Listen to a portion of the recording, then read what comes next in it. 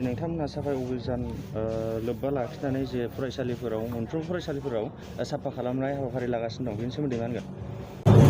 जोंनि इउपिपिएल हान्जानिफ्राय साफाय अभियानखौ जोङो माने दा खालामबाय थादों। मानोना स्वच्छ भारत जों बयबो मिथिगौ मा जोंनि थासारिया मोजां जानांगोन, जोंनि परिबेस मोजां जानांगोन, जों बेखौ मिथिगौ।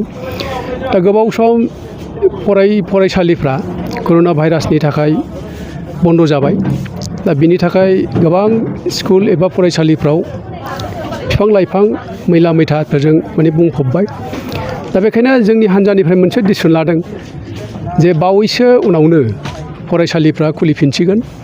बेखायनो जों दा जेरै नुदों जेसेबां दं फरायसालिफ्राव माने गोबां मैला मैथाजों बुंफबबाय। दा बेखायनो फरायसालि बेखेवफिननायनि आगोलनो जोंनि हान्जानिफ्राय मोनसे स्वच्छ अभियान, साफाय अभियान, स्वच्छ भारत जों बेखौ जोङो फोथायो आरो जों बेखौ मानियो जोङो। दा बे मथेनो जाहाथे जोंनि गथ' गथायफ्रा फरायनाय समाव जाहाथे खुनु बेमार आजाराव गोलैया, मोनसे गोग्गो देहा लाखिनो हायो आरो बेजों लोगोसे परिबेस जोंनि गासिबो बारहावाया जाहाथे मोजां जायो, जों बेखौ माने जोङो लुबैयो आरो जों बेखौ माने हांथायो। आरो बेखायनो जोंनि मिरु इउपिपिएलनिफ्राय मोनसे डिसिसन लादों मा जेसेबां जोंनि बिटिआर ओनसोलावहाय फरायसालि दं बेजों लोगोसे लामा सामा हाथाय बाजार जेरावबो मैला मैथाखौ जों फोसाबनानै मोनसे गोग्गो मोनसे परिबेस गठन खालामनायनि मोनसे सिन्था दं। आरो बेखौ लानानैनो जों बेखौ दिनै फोसाबदों।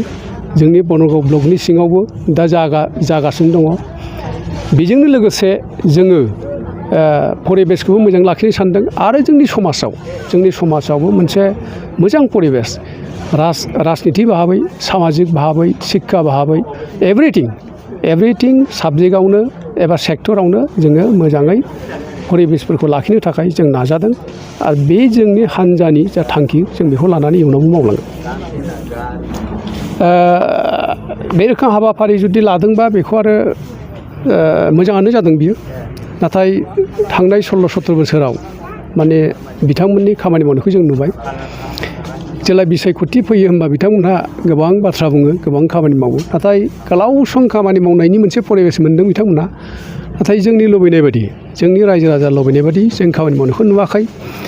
आरो 16-17 बोसोर माने सासन खालामनायनि मोनसे सुबिदा मोनदों। दा बेखिनिखौ नायोबा जों नुयो बिथांमोनहा गोसो जायोबा गोबां खामानि मावनो हायोमोन। बेवहाय जों दिनैहाय जों बुंगोन, थार बाथ्राखौनो बुंगोन। जेरैबायदि मोनसे खामानि मावनायनि सुबिदा मोनदोंमोन बेखौ माने बिथांमोनहा मोजाङै सुबिदा लानो हायाखै, जायनि थाखाय जोंनि गेजेराव गोबां थालांबाय। डेभेलपमेन्टनि खेथ्रआवनो बुं, गोबां लामा सामा दङ, गोबां मावनांगौ दङ, स्कुल बिल्डिं दङ, बेफोरखौ थिग मावाखै। आरो लोगोसे जोंहा जोंनि बिटिआर ओनसोलाव 80% सुबुङानो आबादनि सायाव लामा नायो। दा बे हिसाबै जों नुदों दिनैहाय खुनु मोजां आबादावहाय दै सारनायनि बेब'स्था खालामाखै। बिथांमोनहा दोंफा दोंनै लामा मावदों, जों बेखौ स्वीकार खालामगोन। नाथाय थाखा फैनायनि तुलनायाव जेरैबायदि खामानि जानांगौमोन जों बेखौ नुवाखै। बेवहाय दुर्निति जादों, बेवहाय क्षमता अपबेबहार जादों, जों बेखौ नुदों। आरो बिसेसके जोंनि गैयै दुखिया मानसिफ्रा दिनैहाय सरकारि भाबै जा मोनसे सुबिदा मोननांगौ बेखौ 100आव माने 95 खोन्दोआनो सुबिदा मोनाखै। साफा सानै मानसिफ्राल' सुबिदा लानायखौ जों नुदों। दा बे बाथ्राया थार नङा। मानोना साननानै नाय, सासे मानसिनि आखाइयाव मोनबा आसि दङ, खिन्थु बे आसियाथ' समान नङा। बेखायनो नोंगौ साभाबिक बे साननाया, खारन गोबां समावहाय रायजो राजाफोरखौ सिगांनि राजनितिगिरिफ्रा खालामबोदों। बेखायनो सानफ्लाङो जे लंकायाव थांबा बयबो राबन जायो होननानै। नाथाय जोंनि दुलाराय बर' फरायसा आफादनि जा आदर्श निति, बे आदर्श नितिजोंनो जोंनि दानि इउपिपिएलनि आदर्श नितिया गोरोबो। खारन जोङो बिटिआर ओनसोलाव बर'जों लोगोसे गुबुन गुबुन हारि माहारिफोरखौबो, जेरावहाय जोङो बड'फानि मोनसे मट' लिभ एन्ड लेट लिभ, जों बेखौ लानानै जों खामानि मावनो नाजादों। आरो मोनसे बिसास, बे लिभ एन्ड लेट लिभ बे मन्त्रजों जों खामानि मावोबा जोंनि गेजेराव जों गोबां खामानि मावनो हागोन। आरो रायजो राजाफोर साननाय लंकायाव थांबा राबन जायो बे बाथ्राया जोबलांगोन।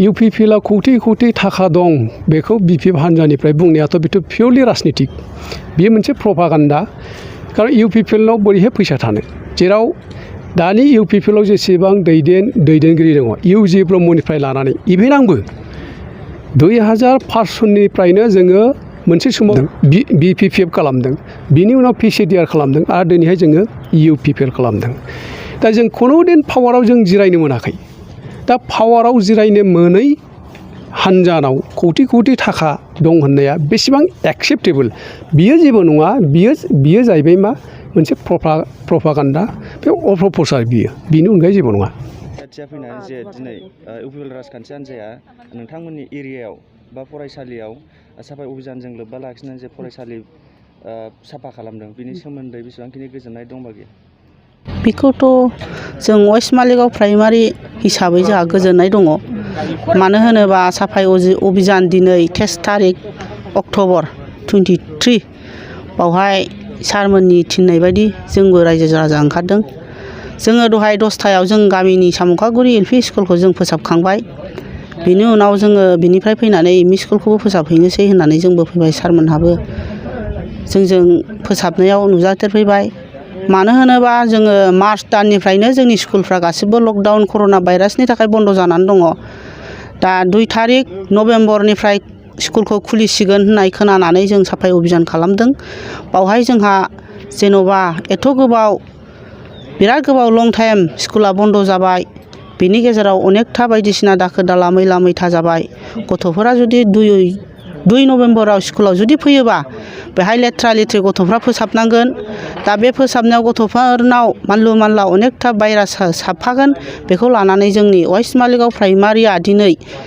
सारमोननि थिननाय बायदि जोङो जयै हिन्जाव हौवा बयबो लैहोर लैहोर ओंखारनानै गासिबो स्कुलफोरखौनो जोङो फोसाबदों गाबागाव गामिया गाबागावखौ फोसाबदों नैबे जोंनि बुंखा बाथौ एमइ स्कुलखौ हले जोङो वेस्ट मालिगाव प्राइमारियाव जिखिनि गोलैदों गामि बेफोरनिफ्राय जोङो ज' जानानै हिन्जाव हौवा जाय गामिया फैनो हायो सोरबा फैनो हायै माखासे थायो जों जाखिनि ओंखारनो हादों जों बेखौ लानानैनो फोसाबदों आरो जोंहा बिराद गोजोननाय दङ जथेस्थ' गोजोननाय दङ दिनै समाजा जौगानांगौबा गामिनि दाखोर दाला न'खरनि दाखोर दाला गासिबो साफा जानांगौ बेजों लोगोसे समाजा जौगागोन जोङो गासिखौबो गोग्गो लुगैदों सोलोंथायावबो गोग्गो नांगौ समाजावबो गोग्गो नांगौ आरो राजखान्थियावबो गोग्गो नांगौ गासिबो हालामावनो गासिबो गामियावनो जोंनो जौगाथायखौ नांगौ दा बिनि थाखायनो दिनैनि साफाइ अभियानखौ जोङो गोजोननाय मोनदों जथेस्थ' गोजोननाय आरो फैबाय थानाय समाव बेबायदिनो जोङो ज' ज'यै आवगायलांनो हाथों जोंनि बिटिआरआ जेब्लायबो डेभेलपआव फैथों आंनि बुंनांगौआ बेखिनिसै